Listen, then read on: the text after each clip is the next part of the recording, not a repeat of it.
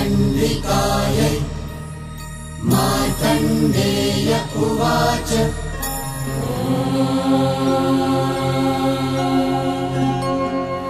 यद्गुह्यं परमं लोके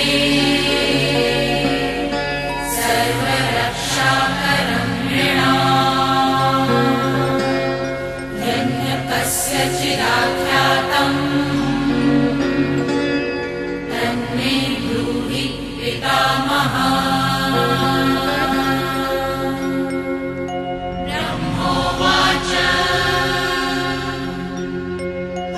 अस्ति गुह्यतमं विप्र सर्वभूतोपकारकम् देव्यास्तु कवचं पुण्यम् तच्छृणुष्व महामुने। प्रथमं शैलपुत्री च द्वितीयं ब्रह्मचारिणी तृतीयं चन्द्रघण्टेति कुष्माण्डेति चतुर्थकम् पञ्चमं स्कन्दमातेति षष्ठं कात्यायनीति च सप्तमं कालरात्रीति महागौरीति चाष्टमम् नवमं सिद्धिदात्री च नवदुर्गाः प्रकीर्तिता उक्तान्येतानि नामानि ब्रह्मणैव महात्मना। अग्निना दह्यमानस्तु शत्रुमध्ये गतो रणे विषमे दुर्गमे चैव भयार्ताः शरणं गताः न तेषां जायते किञ्चिदशुभं रणसङ्कटे नापदं तस्य पश्यामि शोकदुःखभयं नहि। यैस्तु भक्त्या स्मृतानूनं तेषां वृद्धिः प्रजायते ये त्वां स्मरन्ति देवेशि रक्षसे तान् संशयः।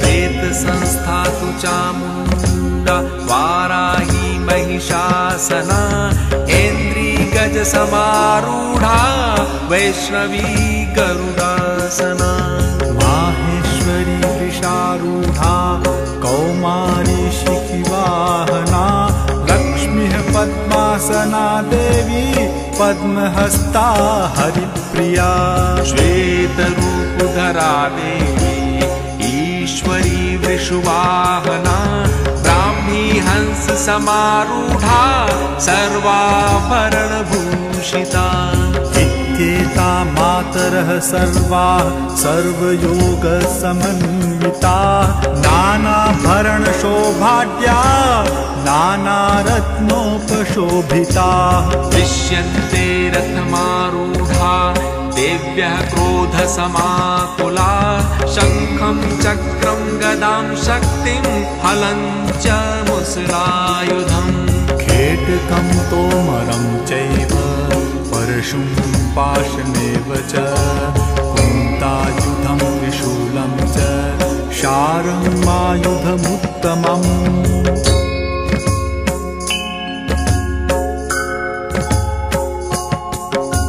दैत्यानां देहनाशाय भक्तानां भयाय च धारयन्त्यायुधानित्थं देवानां च हिताय वै।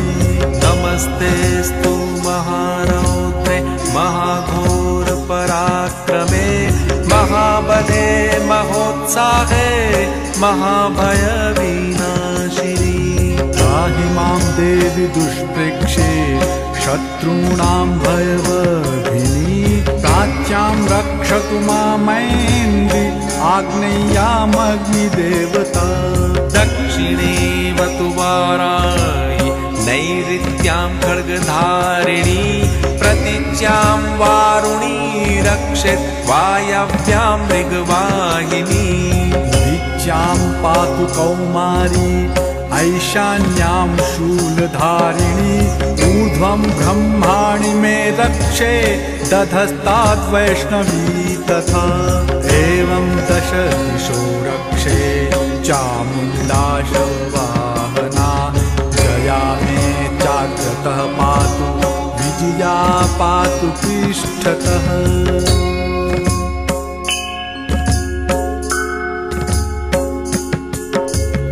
अचिता वाम पार्श्वे तु दक्षिणे चापराजिता शिखामुद्योतिनी रक्षे धूमामूर्धनि व्यवस्थिता। मालाधरी ललाटे च भ्रुवौ रक्षेत् यशस्विनी त्रिनेत्रा च भ्रुवोर्मध्ये यमघण्टा च नासिके। शङ्खिनी चक्षुषोर्मध्ये श्रोत्रयोर्द्वारवासिनी कपोलौ कालिका रक्षेत् कर्णमूले तु शाङ्करी। नासिकायां सुगन्धा च उत्तरोष्ठे च चर्चिका अधरे चामृतकला जिह्वायां च सरस्वती। दन्तान् रक्षतु कौमारी कण्ठदेशे तु चण्डिका घण्टिकां चित्रघण्टा च महामाया च तालुके। कामाक्षी चिबुकं रक्षेत् वाचं मे सर्वमङ्गला ग्रीवायां भद्रकाली च पृष्ठवंशे धनुर्धरी।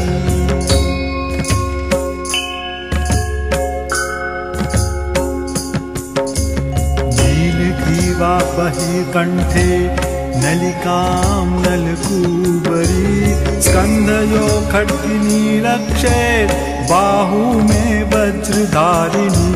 हस्तयो दण्डिनी रक्षेत् अम्बिका चाङ्गुलीषु च नखाञ्चूलेश्वरी रक्षेत् कुक्षौ रक्षेत् कुलेश्वरी।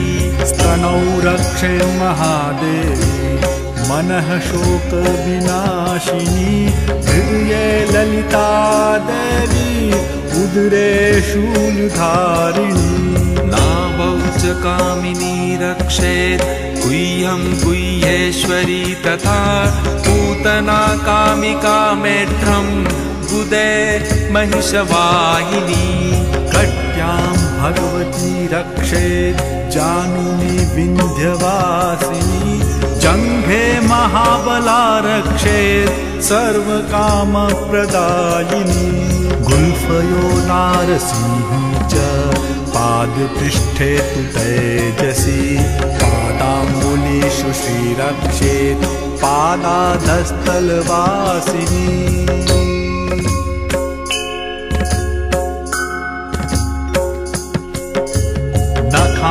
नखान्धष्ट्राकराली च केशांश्चैवोर्ध्वकेशिनी रोमकूपेषु कौबेरी त्वचं वागीश्वरी तथा।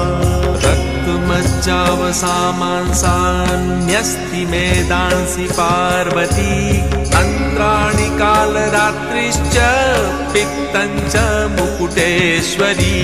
पद्मावती पद्मकोशे कफे चूडामणिस्तथा ज्वालामुखी नखज्वाला मभेद्या सर्वसन्धिषु। शुक्रं ब्रह्माणि मे रक्षेत् छायां छत्रेश्वरी तथा अहङ्कारं मनोबुद्धिं रक्षेन्मे धर्मधारिणी। प्राणापानौ तथा व्यानमुदानं च समानकं वज्रहस्ता च मे रक्षेत् प्राणं कल्याणशोभना। रसे रूपे च गन्धे च शब्दे स्पर्शे च योगिनी सत्त्वं रजस्तमश्चैव रक्षेन्नारायणी सदा।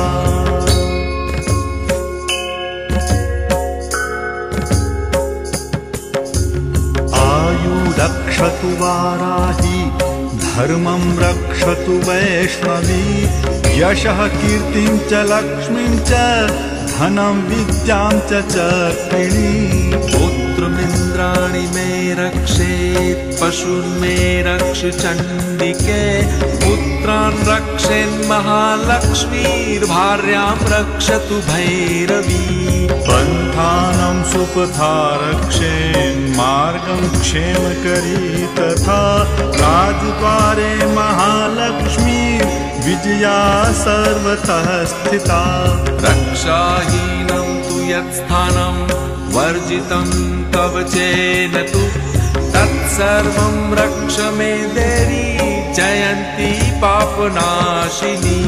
पदमेकं न गच्छेत्तु यदिच्छेत् शुभमात्मनः कवचेनावृतो नित्यं यत्र यत्रैव गच्छति तत्र तत्रार्थलाभश्च विजयः सार्वकामिकः। यं यं चिन्तयते कामं तं तं प्राप्नोति निश्चितं परमैश्वर्यमतुलं प्राप्स्यते भूतले पुमान्।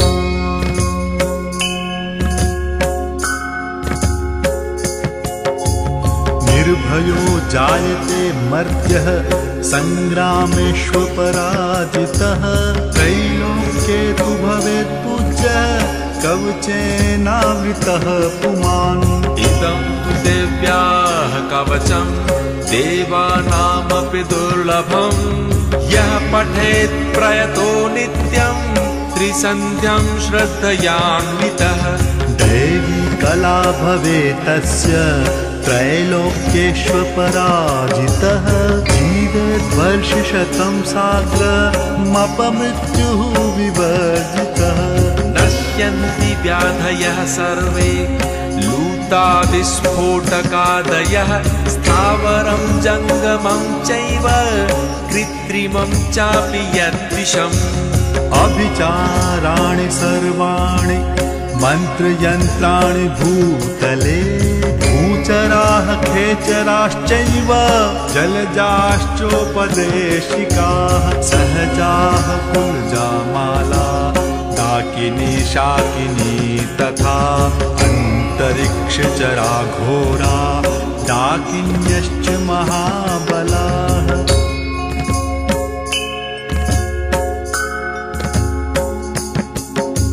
ग्रहभूतपिशाचाश्च यक्षगन्धर्वराक्षसाः ब्रह्मराक्षसवेताला कूष्माण्डा भैरवादयः। नश्यन्ति दर्शनातस्य कवचे हृदि संस्थिते मानोन्नतिर्भवेद्राज्ञस्तेजो वृद्धिकरं परम्। यशसा वर्धत सोऽपि कीर्तिमण्डित भूतले जपेत् सप्तशतीं चण्डीं कृत्वा तु कवचं पुरा। यावत् भूमण्डलं धत्ते शशैलवनकारणं